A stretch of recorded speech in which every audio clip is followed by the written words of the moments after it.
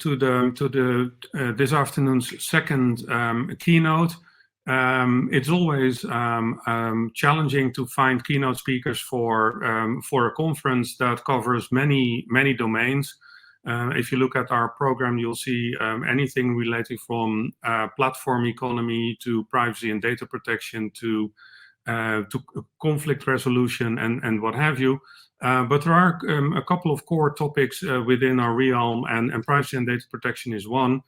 And I'm happy that we found a very promising speaker, very enthusiastic person, also working exactly in the field of privacy and data protection. And in the first keynote, we had Lillian Edwards talking about AI and AI regulation. So I think we cover two nice big fields. Let me introduce Professor Ari Waldman to you. He is a professor of law and computer science at Northeastern University, but currently he is on the East Coast, so it's he had to get up very early to be with us. Thank you very much for that. Ari Waldman directs the School of Law's Center for Law, Information and Creativity, CLIC, great acronym.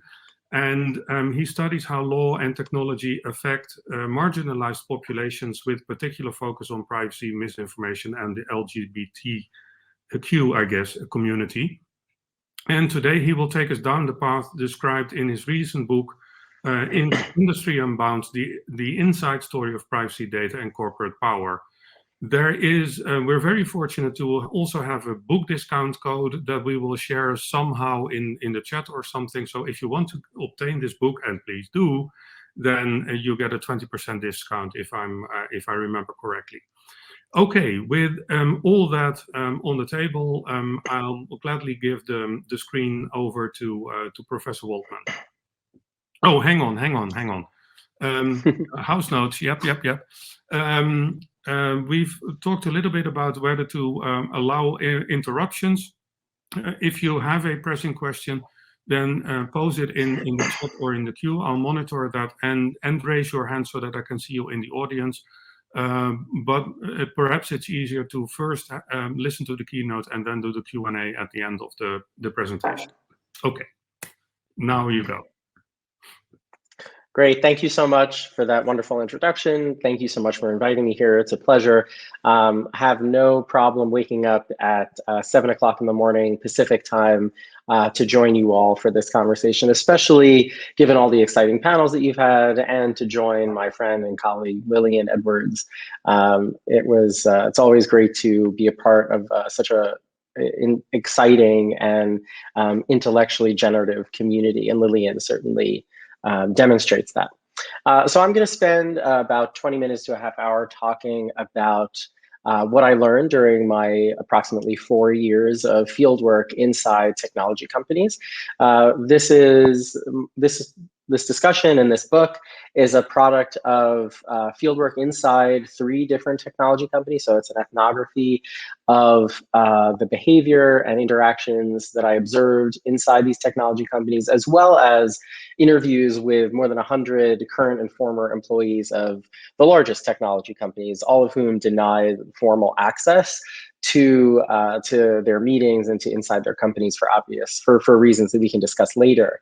But I want to say at the beginning that although the narratives and the behaviors that I saw during my research certainly exist for these companies, this isn't to say that every company out there behaves in all these different ways and uses all these different tactics. But what I learned is that a lot of the companies use a lot of these, some of them, not necessarily all of them. So let's start by trying to understand what the basic idea is that I found. When we think of holding technology companies accountable, the first people that we think of are people like Frances Haugen, whistleblowers, who know that something that they did or something that their employer did was wrong, come out and they stand for justice, or they highlight what they or their employers did that was inappropriate. The thing that I found inside technology companies is not that there are whistleblowers. In fact, it's the opposite end of the spectrum, where so many people don't even know that what they're doing is sinister or wrong or privacy invasive. and they're not shy about it. And the reason why people were so eager to tell me about the ways in which that they were actually invading our privacy and undermining privacy law is because they don't realize that what they're doing actually is undermining privacy law or undermining our privacy.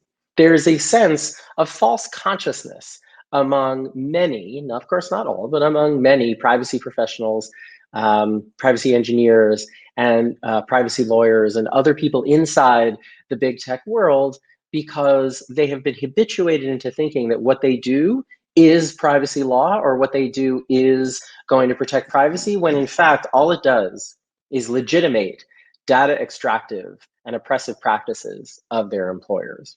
So that's the story. Let's get into it. We are very accustomed to hearing companies tell us that our privacy is important to them, or that they care about our privacy. And what they mean by that is a very specific vision of what it means to care, what it means that your privacy is important. They mean that because they care, they're going to give us control. They're going to give us control over our privacy choices. They're going to give us control over what we share and who we share it with. They're going to give us tools to give us more control over our privacy. For those of us in the field, both in practice and in academia, we can be excused some eye roll, some incredulity about that. It's hard to not look askance at a company that makes its money on processing our data and not think that they're kind of either playing fast and loose with these words, care, important, and privacy, and rolling our eyes at the prospect. But what I found is that, as I said, these companies actually can honestly say that they care about our privacy because their vision of privacy is so narrow, and they chose the very specific vision of privacy that actually enhances their ability to extract information and power and money from us. In short, what technology companies do is that they leverage the coercive powers of their organizational structures.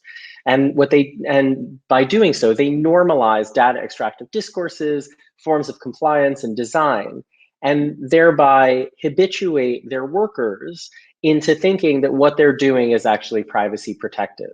So what do I mean by all of that? That's a lot of sociology of law gobbledygook. But what I mean by this is that all of these processes that are built into privacy law, if you think of the GDPR, for example, the General Data Protection Regulation, there are essentially two parts to it. It's individual rights to data and its compliance structures. These compliance structures exist within organizations that are built to make profit. And as they are, and in the course of their integration into these organizational structures, they are co-opted. They are used and manipulated into achieving that profit-making goal. And in so doing, it cuts off privacy at the knees. It prevents privacy from gaining a foothold inside the company. And it's done through three different, the three legs of this stool, three different avenues. Discourse, meaning how people, particularly workers inside these companies, think about privacy. Compliance, how the company effectuates or implements privacy law. And design, which is how a company actually creates new products. The result of this is that the people who say that they are inside technology companies in order to advocate for privacy, or the people who call themselves privacy advocates, or more importantly, the people that the law says is responsible and hinges its effectiveness on the responsibility of privacy professionals inside companies to implement that law, those people, they may earnestly consider themselves privacy advocates, but the work that they're doing, the way they talk about privacy, the way they are organized within a company, they are actually complicit in the undermining of privacy law and in data extraction. This shows us that privacy law, as we know today, is absolutely insufficient. The GDPR, and I'm sure this may rile some feathers in this audience, but the GDPR is a woefully insufficient and utterly poorly designed privacy law such that it will not result in any material improvement in substantive privacy protections or substantive privacy changes in the design of technologies and in the relationship between companies and us. The GDPR is a mostly proceduralist law that companies are very effective at co-opting. My goal here is not necessarily to come after the jobs of privacy professionals, but to reform, to wholesale reshape what we think about in terms of privacy law and the privacy profession. Because what we need to do is reshape how we actually do privacy. Because the way we're doing it now is not just insufficient, it's harming us because it's legitimating data extractive processes with procedural accoutrements on the outside. So I talked a little bit about my methods earlier on. I'm happy to answer more questions about that during the Q&A, but let's get down to the substance. As I mentioned, there are three elements. There are three pieces of this puzzle, three ways that these companies use their organizational structures in order to manipulate and co-opt and control the work that their privacy offices do, and to make sure that no broader or no more effective vision of privacy is powerful. And the first way they do that is discourse, ensuring that the way we think and talk about privacy is a specific and very planned discourse of privacy that actually enhances corporate power. And that vision of privacy is what I'll call privacy as control, broadly defining what we think about in terms of privacy as making choices, our ability to decide one way or another who will get our data, the requirement that we read privacy policies and so forth. I think everyone in the field, anyone that you ask, if you ask them directly, will say that what we call notice and choice,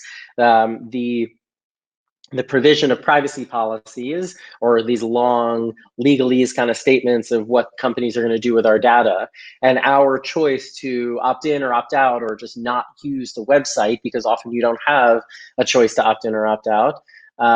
Many people will tell you that that's actually insufficient. Not everyone. There are plenty of people that I spoke to that thought that this was the best policy that they could imagine, partly because they didn't care about privacy and all they wanted to do was make money for their employers. But there are a lot of people, again, who consider themselves privacy advocates, who still recognize that notice and choice is insufficient, and yet still do not realize how the work that they're doing actually advances notice and choice. So for example, some of these strategies that I observed are partly the company trying to hobble the privacy office.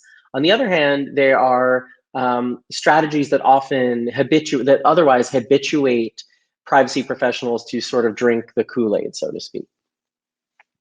So for example, if all you do is keep saying that privacy is important, right? It allows people, and then you don't really say anything about that afterwards. It allows people to kind of fill that empty vessel of privacy's importance with whatever they think is important. So someone can honestly tell you that, oh, my company thinks privacy is really important, because they're introducing into that definition whatever they think privacy is. But then what companies do right after that is they set the agenda for their workers. I sat inside many meetings and spoke to many chief privacy officers and privacy analysts, and I looked and talked to and saw their work product. One of the companies in all the companies that I was embedded in, I could see their last year, 6 months or so of the work product that they've created. And these professionals are really, really busy. Since the GDPR, they've been doing a lot more work than they did before. But when you look at the work, it's almost exclusively focused on reports on transparency, like Facebook's constant reports on their transparency, TikTok's reports on how they're giving people choice and options to choose, companies talking about how they give new boxes for cookie consents and so forth.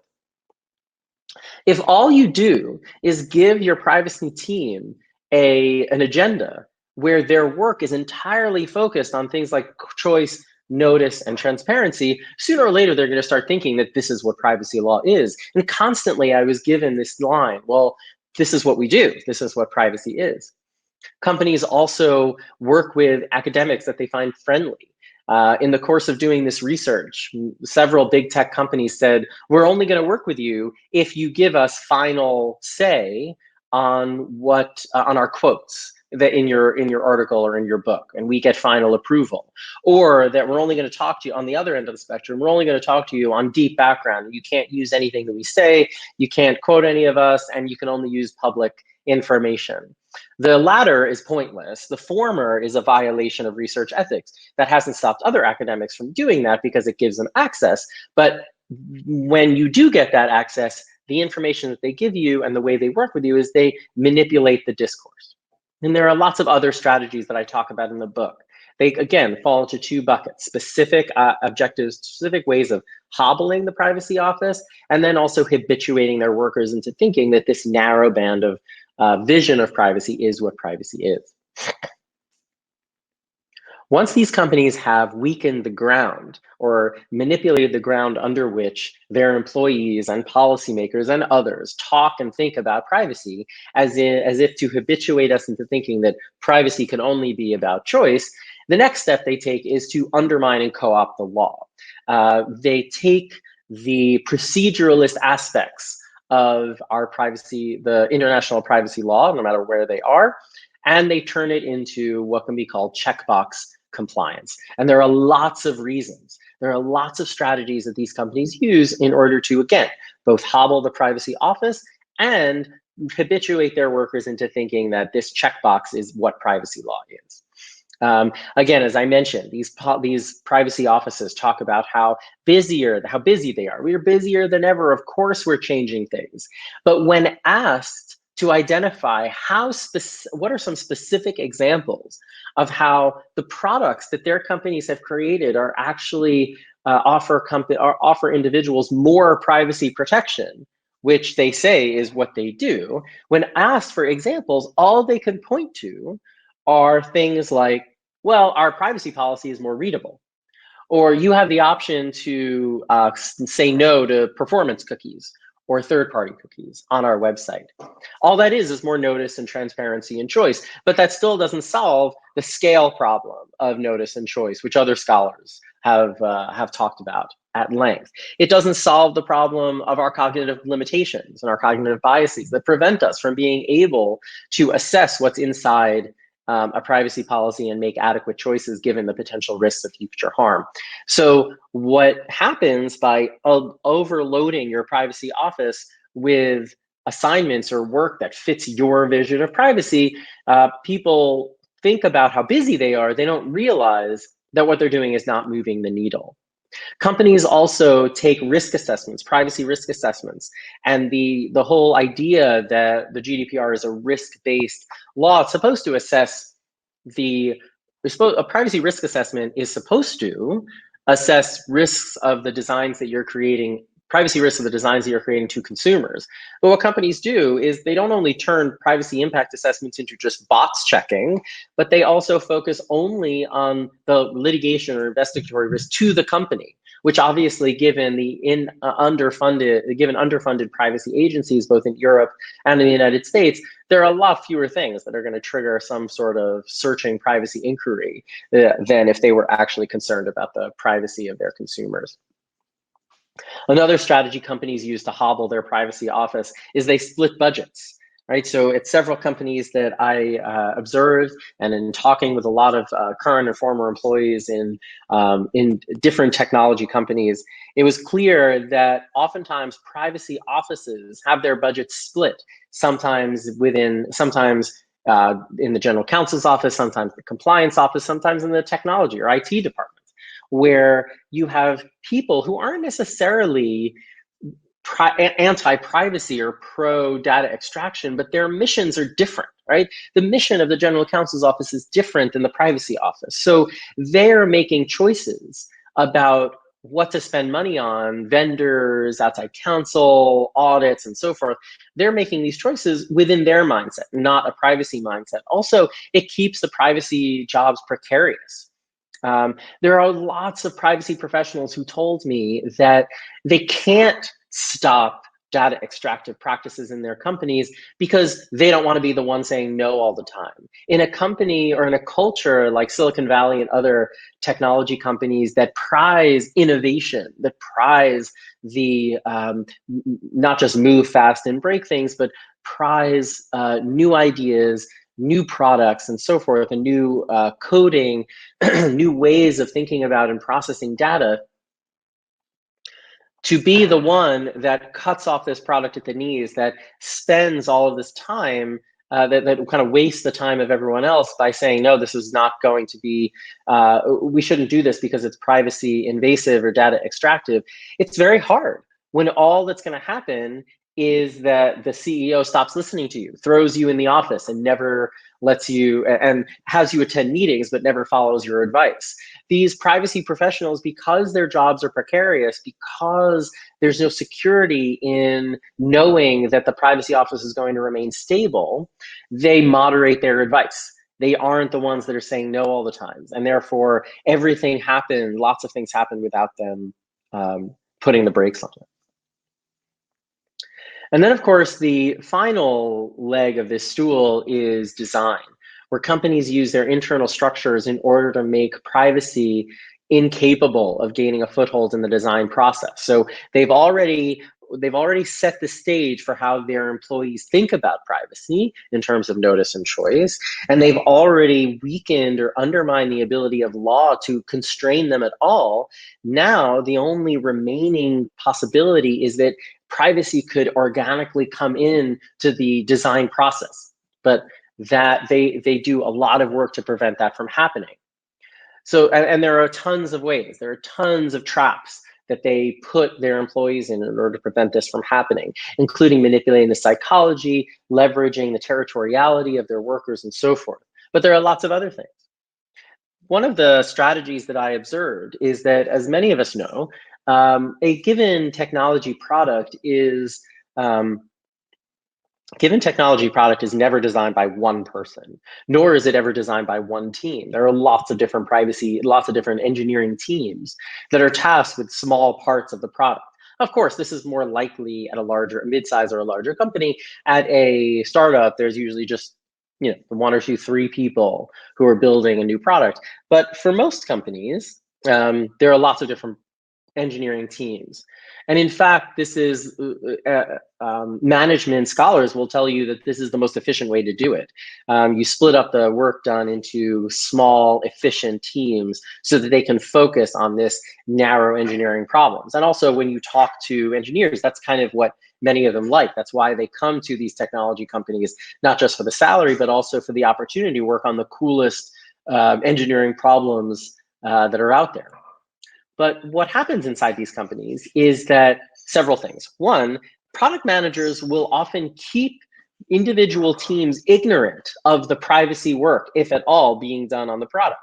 So if your job of your specific team has nothing to do with privacy, and you decide, oh, well, maybe this will be problematic, the product manager at several companies that I saw will say, that's not your job. You shouldn't be involved in that. So it creates this feeling that, oh, well, someone else is handling this, even though someone else might not be handling it. And the way, in some companies, the way it's quote unquote handled is through a privacy engineer. And companies brag a lot about how many privacy engineers they've hired. But that it doesn't matter how many privacy engineers you've hired if all you do is treat them as almost like penetration testers or auditors at the end of the process. Again, no one wants to be seen as the person that stops progress inside or innovation inside these companies. So what what these companies do is they task their privacy engineers, again, not all companies, but some companies will task their privacy engineers with simply going through other people's code and then seeing if there are big privacy issues. But that's incredibly difficult when you have to go through millions of lines of code. And also it's at the end of the process when all of this time and money have been invested. One of these products that company that I was embedded in was building, but before the privacy engineer got a hold of it, they were also building the hardware and the packaging and how the marketing campaign, everything was done, right? So of course, nothing is going to happen. In addition, think about, and here's the last example that I'll give, think about how privacy issues get addressed. So in bigger companies, a general counsel or a privacy office will assign a privacy expert or a privacy lawyer to a given product, right? Sometimes in companies, they call them their clients, even though they're in-house attorneys. And not to say that privacy attorneys or privacy professionals are going to spot every privacy issues and be effective at doing that. We already talked about how that's not going to be the case. But in many cases, they may be more effective, or let's assume for the moment that they may be more effective than an engineer who never had any privacy training, or unlikely to have significant privacy training other than security, which is only a narrow band of the privacy and security world.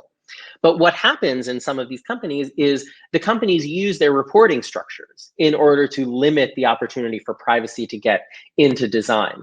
So for example, most privacy issues would get addressed ad hoc as they came up, or as the coder noticed them. And if they were noticed, which is again rare, that coder would have to report it to their manager, who is probably also a coder. And they would have to report it to their manager, again, probably also formerly a coder, who would probably report it to the product manager, who would only then be able to bring it to the lawyer assigned to that product. The opposite didn't work. The opposite way, where a lawyer or a privacy professional could affirmatively go and just sit in on design meetings and be part of this process.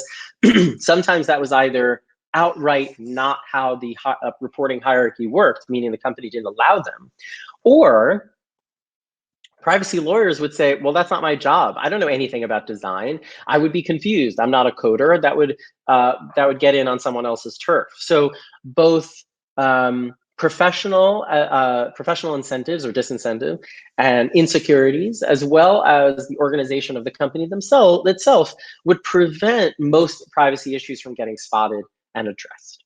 And there are, again, as I said, tons of other issues and tons of other ways that companies hobble the privacy office and manipulate their work through pushing everyone to make all of their work, even when they don't realize it, to erode privacy. That includes things as diverse as gender imbalances, turf battles, as well as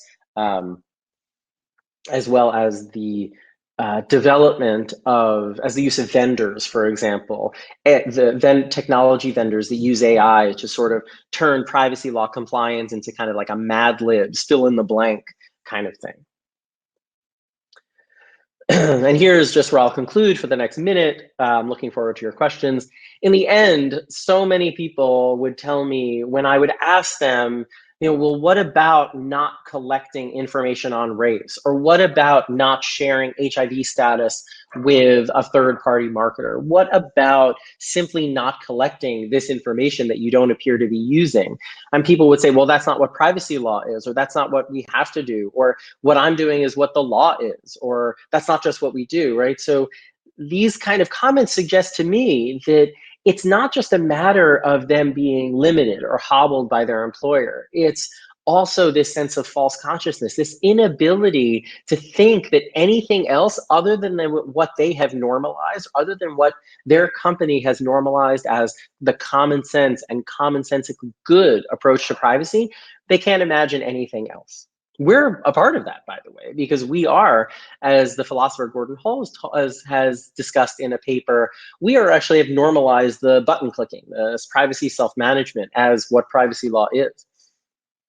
In the end, what we need to do is we need to think about privacy law in wildly different ways. And even, for anyone who's written a book, everyone knows that even books are works in progress.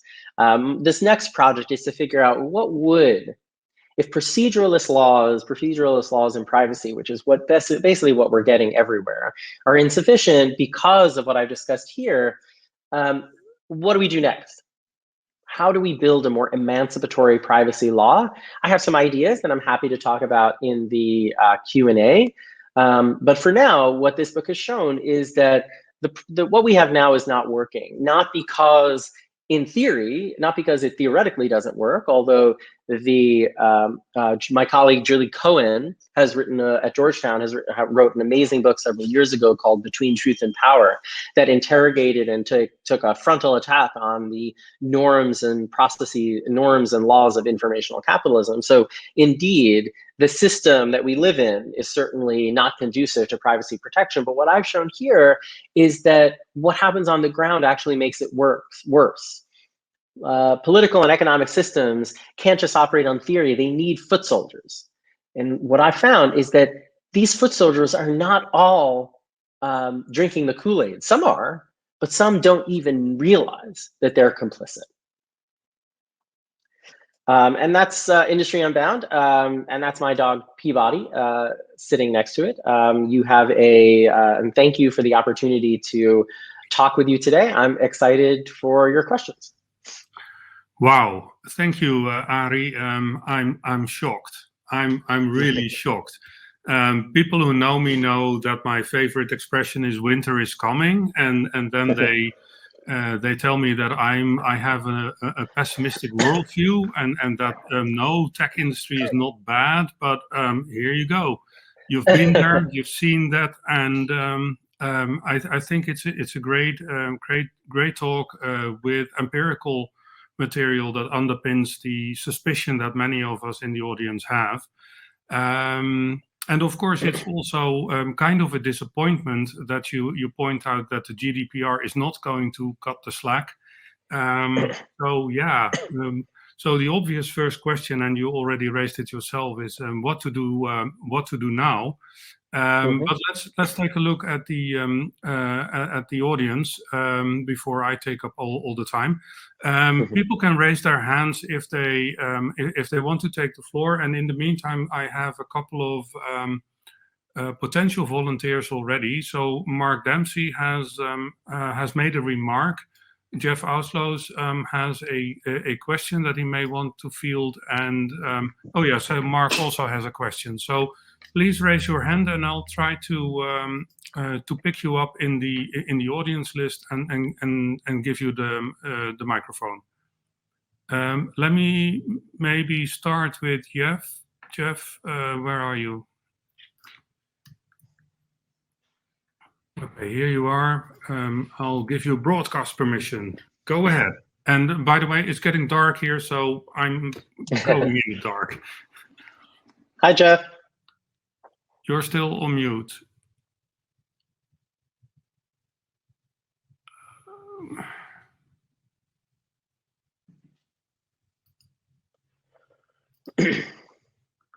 I can just read Jeff's question in the chat. Okay, then maybe do that. That is a shortcut. Okay, sure. Well, hi, Jeff. Hopefully you can join us in a minute.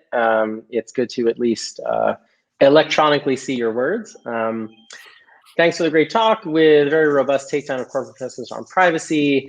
I'd like to take the GDPR bait. Am I building a straw man by claiming that the GDPR is a privacy law in the first place? GDPR doesn't even mention the word privacy. Data protection is actually, oh, there's Jeff. Jeff, do you want to express your question in your own way? You're just on me. Oh, there you go. There you go. No, I had some issues. Yeah, no, I think, yeah, you were, my question is right there. You already started reading it out yourself. I was just wondering, indeed, if maybe you developed this more in your book, which I haven't read, disclaimer. And also by the end of your talk, you already like alluded to the fact that this might be your next project, of course, like, okay, then where do we go from here, right? And I was just wondering, because you say like, talk about privacy without properly then defining it. And you rightfully critique the way that these companies have interpreted, which I find a very compelling argument.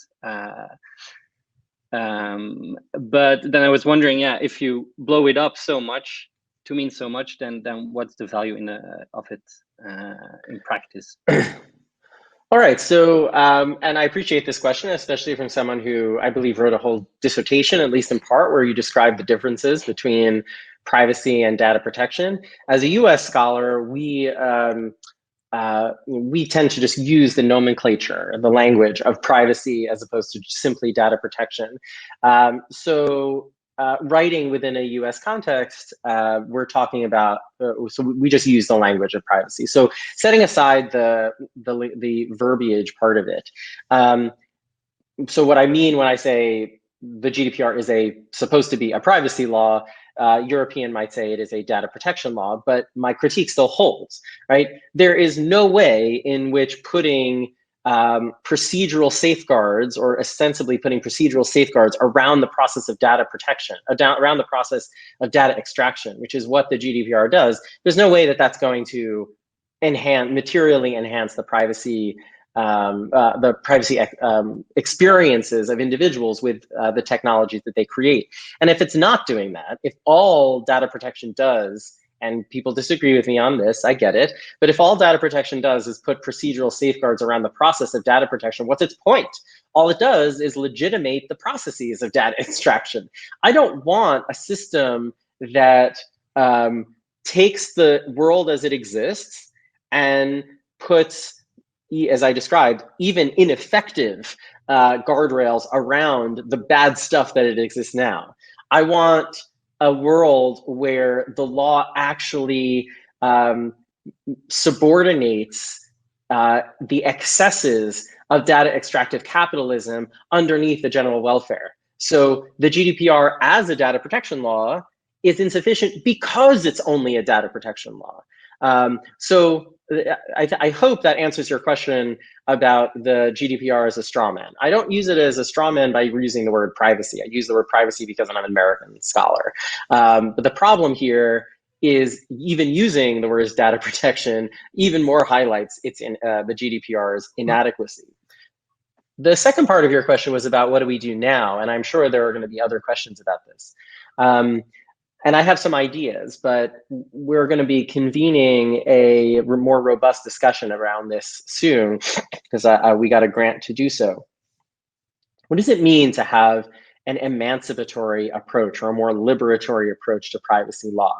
And when I use the words emancipatory or liberatory, I'm taking from various literatures. I'm taking from the law and political economy literature. I'm taking from feminist and queer theory that talks about, liberation as opposed to just equality. And what that means is it's, as I said, a subordination of the economic system to the law and to the freedom of individuals, whoever you are. That requires us to think about privacy and data protection law, or whatever law that we might want to create, as an explicit counterweight to corporate power. And also thinking beyond just what we have narrowly thought of as privacy and data protection.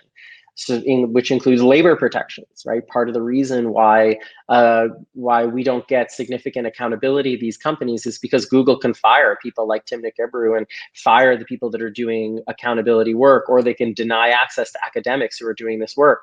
So we need protections from both of those sides. We also need to think about a more emancipatory approach in terms of environmental law, right? If companies want to move data from one place to another, they actually have to do stuff to the earth. And in doing stuff, they upset delicate ecosystems. And we can't let that continue. Not only does it have a negative effect on our privacy, but it also has a negative effect on our environment.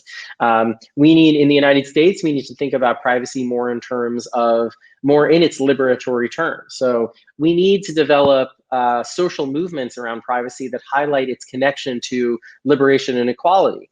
Every affinity group, every minority group that has organizations that advocate on its behalf, like many do here in the United States, part of their missions need to be focusing on how data extraction harms their population that they're representing.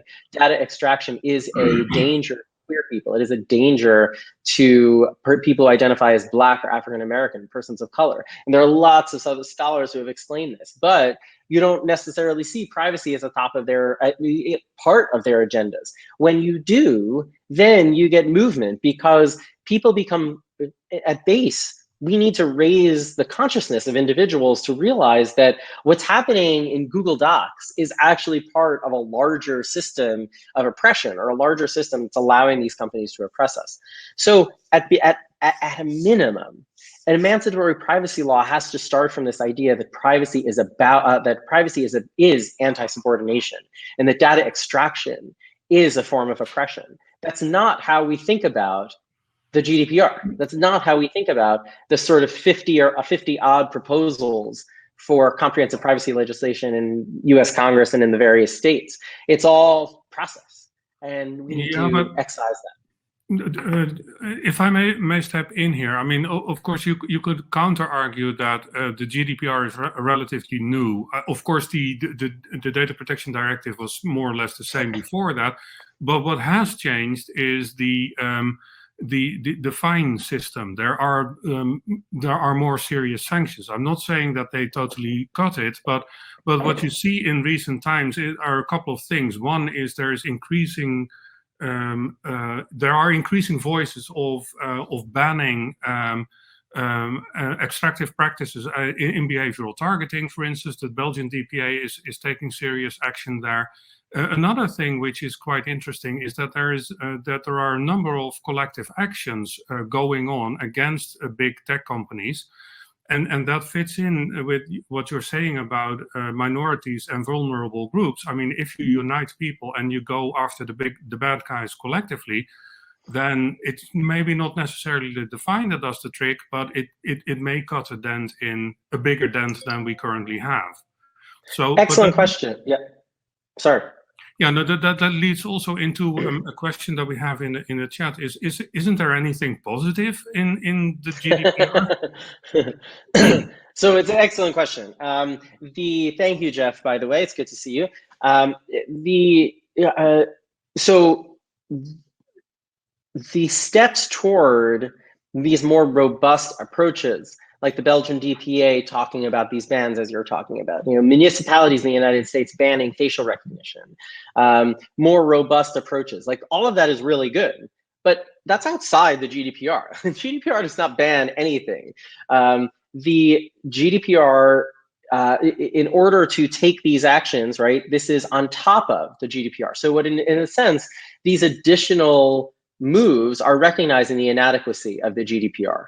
And all of these things, this field is changing rapidly, right? Tomorrow there's going to be something new. Obviously, you can't approach or address all of those things in a book. That was, last word on was written over a year ago. So you're absolutely right. All of those things are great. Like, we should start thinking about more command and control, bans on certain things, not just for government and not just for companies that have more than 100 employees, but everywhere. Right, so that's great. And to the question of, well, is there anything good? To the question about, the GDPR is the one thing that the GDPR did is it increased the fines.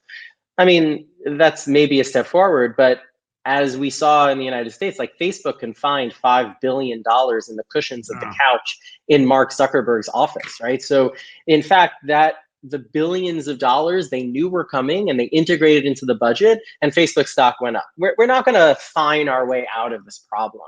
The only way we're going to get out of this problem is by regulating the business model, changing the relationship between government, these companies, and us. There are lots of different ways to do that. There could be, the Overton window has to be expanded, anything from nationalizing these industries to other forms of bans. But there are lots of different options. But to the point about, is there anything good about the GDPR, I'm actually hard pressed to find anything that I would say this is excellent, because the system legitimates, as I said before. The system doesn't restrict, it actually provides these guardrails, ostensibly provides these guardrails that results in the legitimation of the system.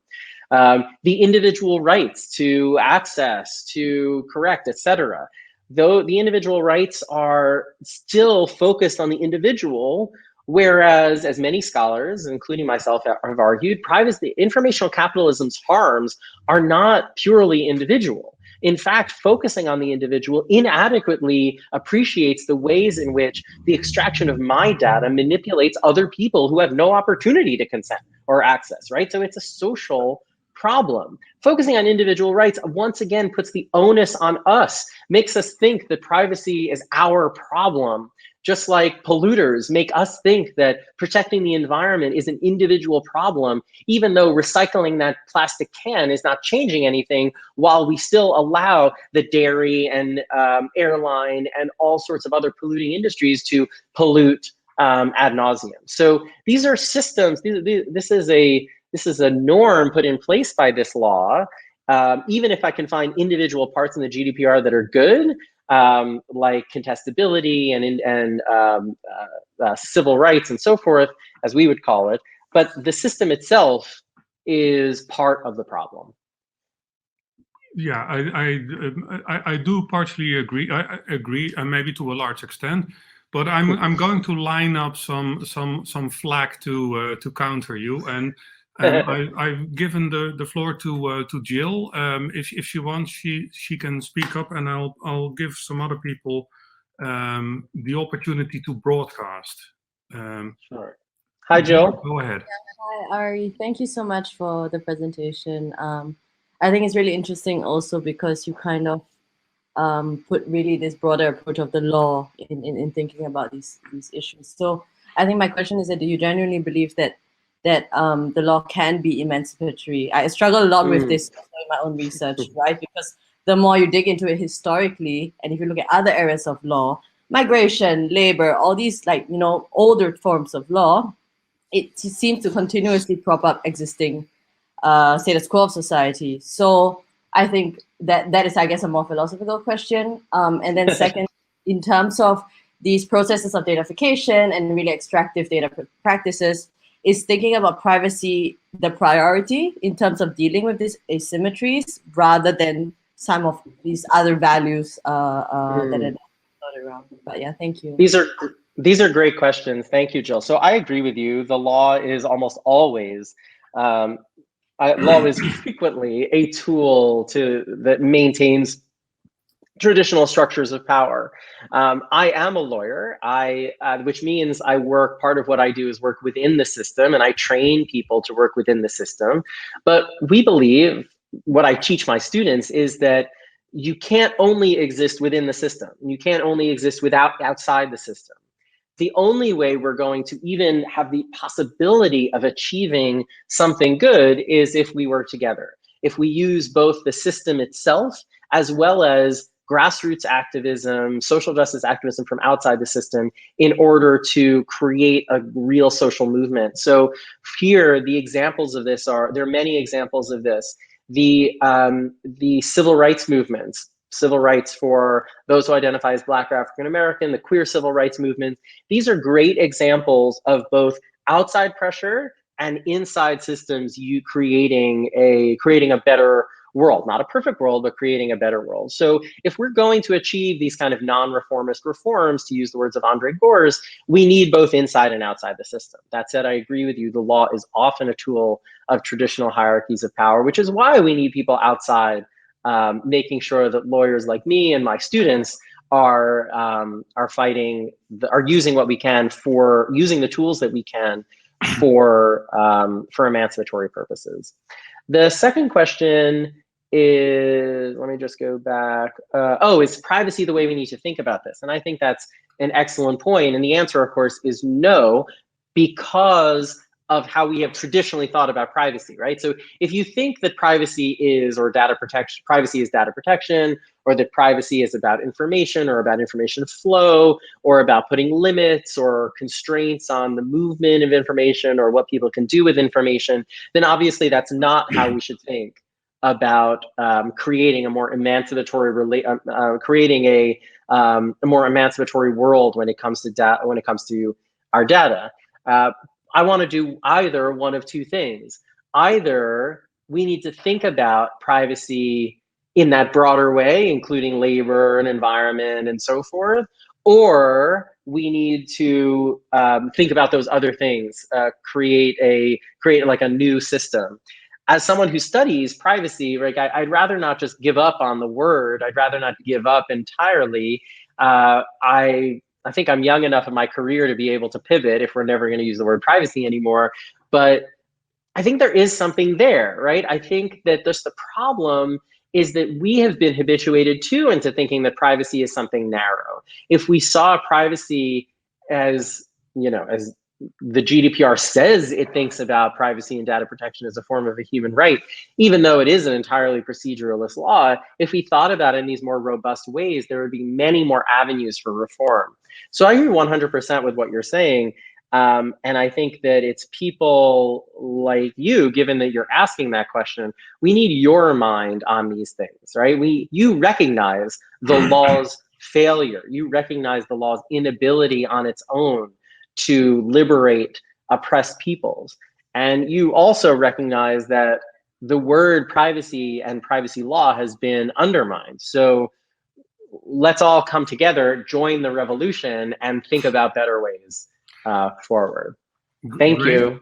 Great words just before Christmas. Start the revolution. Okay, the revolution. Mark is next up, and I'm lining up people who can take the floor for next questions, including Lillian. Mark, go ahead. Hi, Ari. Super Hi, talk, hugely thought-provoking. I'm not an academic per se, but looking at it more from a policy perspective.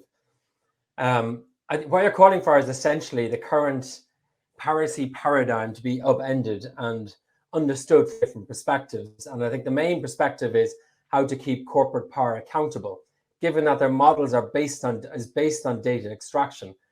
But in terms of the GDPR, I think the GDPR has certainly prompted a global conversation. And I think Paul Schwartz at Berkeley certainly acknowledges this. But I think there's no doubt that GDPR needs to be completely reconsidered and not based on fines.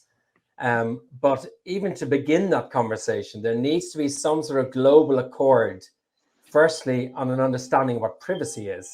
Because even if you look at the global south, the inconsistencies there are, how would you say, they're taken advantage of and used by the likes of Google and Facebook and whatnot. So it's very, very tricky. And you need to be sort of pragmatic as to what is practicable and what can be actually worked upon, because coming from Ireland, you have huge power of tech companies because they employ so many people. So politicians feel very compromised to have a legitimate debate on this. And only now the Irish DPA is under pressure from fellow DPAs because of its inadequacies. So it's just a very, very tricky question. And it's great that you bring it up because it is a very interesting and important conversation to have. It's just how do policymakers bring it the way you brought it forth within academic circles. But that's really great. Yeah, that's really great point, Mark. I appreciate that, which highlights that almost as we were just talking with Jill, like we can't think about this solution as just privacy, and that's part of the law and political economy approach. Is that there's a relationship between solving climate change, or addressing climate change, and democracy, right? So the democracy is at the heart of this. So if part of the problem is that the Irish Data Protection Authority is so influenced by technology companies, or the technology company has so much power in Ireland, whether you want to call that corruption or not, right? That also means we need change in how we do campaign finance, and that means we need change in democracy. So there isn't just one path to this. There's a lot of work to be done. But I will say that we can't start our conversation by thinking about what's practicable for these companies. Forgive my language, but screw that, right? If we start our conversation by like, oh, what are okay for companies, then we're not getting anywhere. I'm not saying that there's no room for compromise and no room to coming at some equilibrium, but too many people, especially given neoliberal hegemony of the last 50 years, too many people are willing to start at companies are never going to do this, so we can't do it. Instead, where we need to start is from grassroots, consciousness-raising social movements where what companies want is not at all part of the agenda, right? That's where we start. That's how we're going to create this more general understanding or series of goals. I don't think we need a single definition of privacy. What we need is a series of goals that this more emancipatory approach to to regulating or hemming in informational capitalism is going to give us. Because, and the way that's going to happen is by listening to the people that it's affected. There's a classic line from disability studies called, nothing about us without us. Well, we need growing social movements focused on anti-subordination goals. That's how we're going to come at that's how we're going to come at to that baseline. But of course, going back to politics and political economy, a couple of years ago, I was deeply involved in trying to figure out why we have cookies in the first place and why people allow that. But if you look at the political conversation in Dutch Parliament, I mean, there's really no consensus that surveillance advertising is bad. Because you clearly hear, well, that's how the economy works. How else do you want to fund the internet and what have you? So it's very difficult to pierce through this if people have different opinions on whether this is bad or good. Well, that's part of the problem, right? Like I'm not saying this is going to be solved tomorrow, but people are going to start to change their minds once they realize that privacy is not about whether you want to see an ad from the store that's nearby versus whether you want to see an ad from something 1,000 miles away. The privacy is about oppression, right? Once we start to see it that way, then we're not going to have those problems. Yeah. Okay. I saw Lillian on screen for a bit and then she disappeared. It seems like she was had the camera in a weird position or something. I hope that she's still on. Yeah, there she is. There she is. Great. I'm sure. Sorry, I did have the camera in a weird position. You caught me on the. I'm sure. Hi, Lillian. Hi, Ari. Hi, it's good to see you. I'm sure there were loads of people in the queue ahead of me. I suppose I was very slightly letting Ari off the hook of this debate, which doesn't seem likely to change too many hearts and minds on either side. Towards just a thought that came into my head actually was that, I'm really keen to see the empirical work. I love empirical work where people actually talk to people working on the ground. And it reminded me suddenly of Deirdre Mulligan's work, which was 4 years ago. I now looked it up, 2017. 14, I think, or 15 or something. On privacy on the ground, where they interviewed. I just looked, maybe it is. I was thinking, how long ago was it myself? So I just looked it up on SSRN and it appeared in 2017. Who knows? I don't know. Maybe that was a late post SSRN.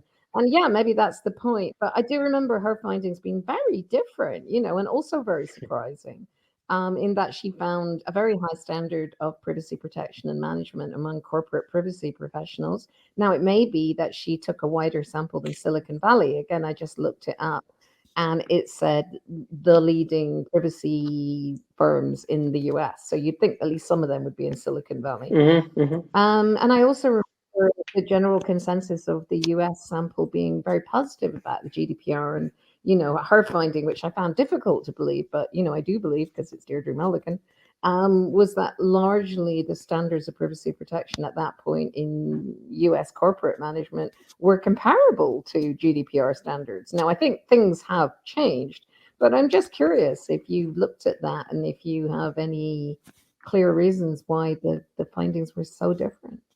Sure. So, of course, this project, and I'm sorry, I'm going to have to end like squarely at 8 because I have another talk, or 8 my time.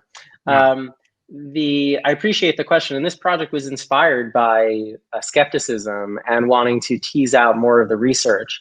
The problem with, this work certainly builds on it, but the issue is that, Ken and Deirdre in their book, Privacy on the Ground, focused on not how companies actually function, but the policies at the executive level.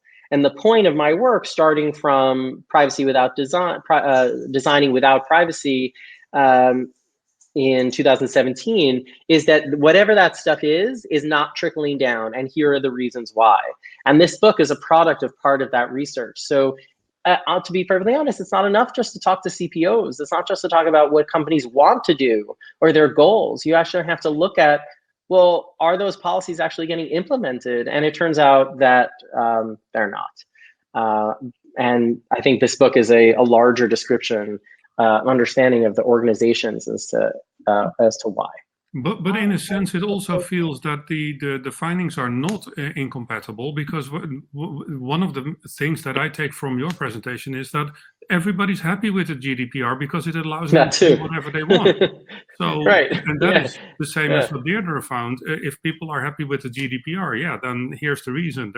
You can do whatever you want. Yeah, it's just what I've shown is that the reason why they're cool with the GDPR is because they know they can undermine it and co-opt it and achieve their data extractive goals. Whereas Deirdre took what the CPOs were saying and as if to suggest that, oh, well, we're going above and beyond, and above and beyond what, and in order for what goals. And so it's important to see how those things are actually implemented on the ground.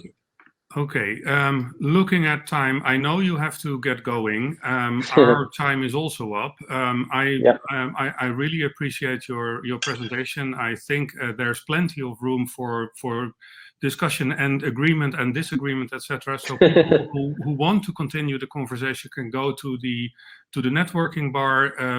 I point out that in the conversation there's a link discount to the book. The book costs actually 22 British pounds or pound sterling to be delivered on your doorstep in the Netherlands. So it's a hardcover, mind you. So that seems affordable to me. So go ahead and buy yourself a Christmas present. Ari, thank you very, very much, and we'll meet again. Hopefully in person next time. Thank you so much to you for hosting, for everyone for inviting me, and for these great questions. Thank you so much for having me. And if you want to continue the conversation, unfortunately, I can't join you at the moment. Please don't hesitate to email me at Northeastern. My email address is available on the website. Happy to continue this conversation, or if you want to learn more about the work. Thank you so much, everyone. Have a great rest of your day. Thank you very much.